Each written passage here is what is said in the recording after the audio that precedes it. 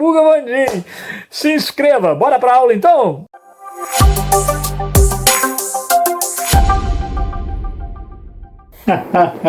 Muito bem. Olha só, nós estamos ainda na Idade Média, na Baixa Idade Média, e essa é a 30ª parte. Já pensou? Bora lá? O que a gente vai fazer hoje? A gente vai começar uma pequena sequência didática que vai nos permitir estudar um tema muito cobrado, o Renascimento. Tranquilo? Hoje eu quero visitar com você algumas estações específicas. Eu quero sair daqui com o conceito, com as expressões, com o contexto e com a periodização. Beleza, por enquanto não veremos características, não veremos representantes. Vamos tentar entender. O que é renascimento? Vamos lá. Renascimento ou renascença é um movimento de reforma. É um movimento que vai expressar todas as reformas que estavam acontecendo.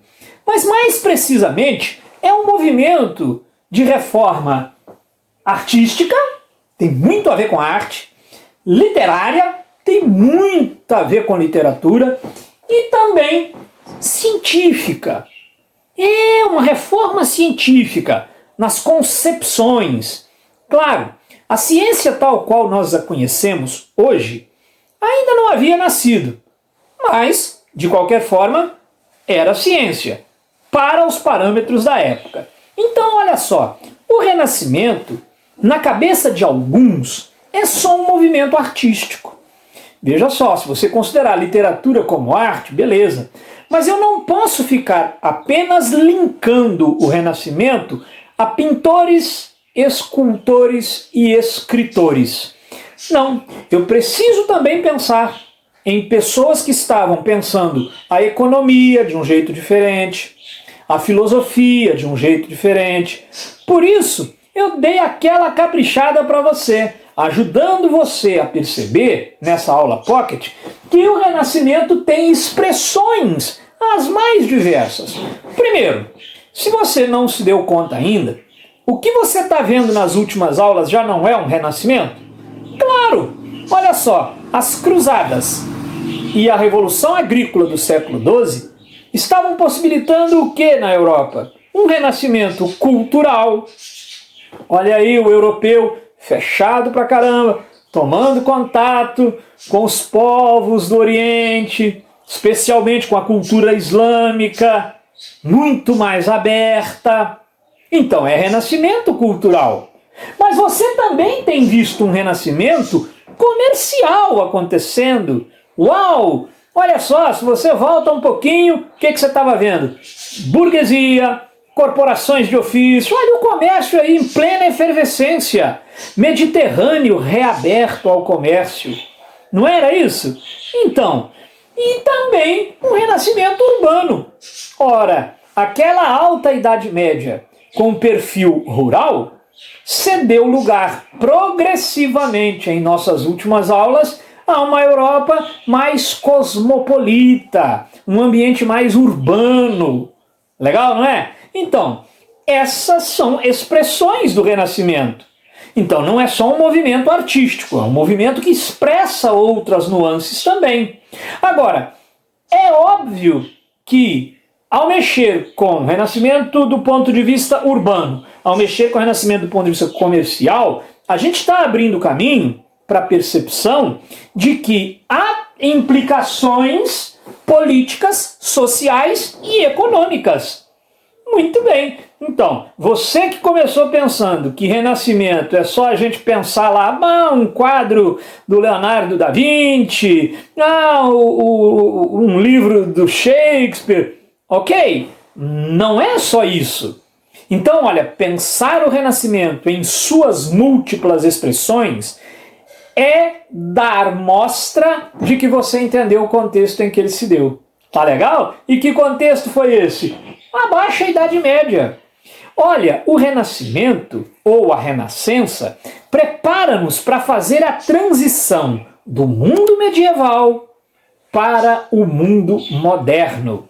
Muita coisa que será no mundo moderno já estava anunciada na Baixa Idade Média. Qual é o movimento que expressa isso tudo? O Renascimento. Claro, quando formos conversar a respeito da Renascença, vamos ter que definir de que aspecto, de que expressão estamos falando. E eu concordo, 90% das vezes a gente vai estar falando de quê? Artes, no geral. Pintura, escultura, concordo. Mas não quero que você seja surpreendido, nem surpreendida, não morra, minha filha, por nenhuma questão que lhe faça confusão quando, por exemplo, disser assim: bom, na época da Renascença, a economia começou a ser pensada de acordo com leis naturais. Olha, eu não quero que isso lhe cause estranheza. Quando uma questão lhe propuser, por exemplo, começaram a pensar as coisas com critérios de cientificidade, eu não quero que você pense, não, no Renascimento ainda não tem ciência, a gente nem passou pela Revolução Científica do século XVII. Olha, gente, há uma ciência, por exemplo, lá no Egito Antigo, correto? Hein? E a medicina no Egito Antigo? Então, assim, não vamos ficar pensando que ciência é só o que a gente concebeu como ciência hoje. Para os parâmetros do século XVII em diante, ciência é uma coisa, mas naquele tempo ali, quando os renascentistas começam a observar a natureza, captar que a natureza tem leis naturais, eles vão se empolgar, com certeza, e vão começar a pensar muito mais em explicações naturais para as coisas do que em explicações sobrenaturais para as coisas. Vandim, eu fui fazer umas questões de Renascimento e comecei a topar com a periodização. Mas me causou estranheza, porque resolvi aprofundar e tem livro falando assim, Renascimento, séculos 13, 14 e 15. E outros dizendo Renascimento 14, 15 e 16. Pois é, quando você teve aulas de introdução à história, você já discutiu isso. Nem sempre há consenso entre as diferentes historiografias, tá legal? Se a gente for caminhar naquilo que boa parte dos livros traz, que é colocar 3 fases para o Renascimento, Trecento, Quattrocento e Quinquecento, Vandinho falando italiano com a gente, claro, o Renascimento se difundiu a partir de onde? Da região em que hoje é a Itália. Gênova, Veneza, Florença, Roma, olha, vão ser aí as cidades onde essa cultura vai pulsar mais forte.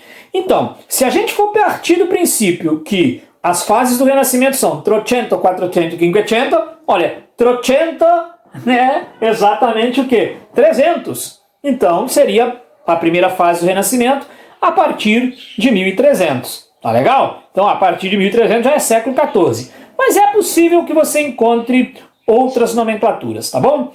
Vandinho, eu fiquei um pouco apavorada quando eu comecei a ler Trecento, Quattrocento, Quinquecento, e aí uma lista de gente. Eu vou precisar saber quem era do Trecento, quem era do Quinquecento? Não, não vai. Aqui está uma daquelas coisas que eu sempre previno você. Olha, isso é em nível do contato, tá legal? Então assim, não vá aprofundar. Trecento é aquela fase inicial, o Renascimento está começando a acontecer, ainda está muito vinculada à Idade Média, portanto as obras, a literatura ainda retratam muita coisa que você reconhece. Mas os caras estão pintando santo, mas está fazendo estátua de santo. Essa temática religiosa é muito, muito ainda expressiva na primeira fase do Renascimento. A segunda fase do Renascimento, que é o seu auge, uau! Aí sim, essa fase, chamada Quattrocento, é a fase em que a família Médici, uma família riquíssima e poderosíssima, quantos papas não foram lá, Médicis ou colocado por eles? Essa família, os reis, os soberanos, os duques, os nobres desta família, impulsionaram muito o Renascimento. Então é a fase do auge. E, bom, o Quinquecento, já ali no século XV, segundo alguns, no século XVI, segundo outros, o Renascimento começa a perder fôlego, e ao mesmo tempo que ele está muito mais distante dos temas religiosos da primeira fase, ele também já está perdendo fôlego, tá? Virão outros movimentos, outras correntes, outras expressões, e o Renascimento também vai ser coisa do passado. Então, olha, nesse nosso primeiro encontro é realmente um tapa na peteca para iniciar uma conversa sobre Renascimento, ok? Então, ó, força na peruca, hein? Nós estamos precisando. Ah, terminou de assistir? Gostou? Nem doeu, né? Então agora vai lá, se inscreva no nosso canal, espalhe a boa nova, vira e mexe, tem um vídeo novo por aqui. Se não tiver também, não te devo nenhuma satisfação, mas vai entrando aí que aparecem as coisas, tranquilo? Não passa aperto com história não. Vem pro Sabuga Vandim que aqui a gente sabuga. Se não for história, vai ter aqui. Se não for, a gente inventa pra ter aqui também. Abração, hein? Deixa o seu like e inscreva-se.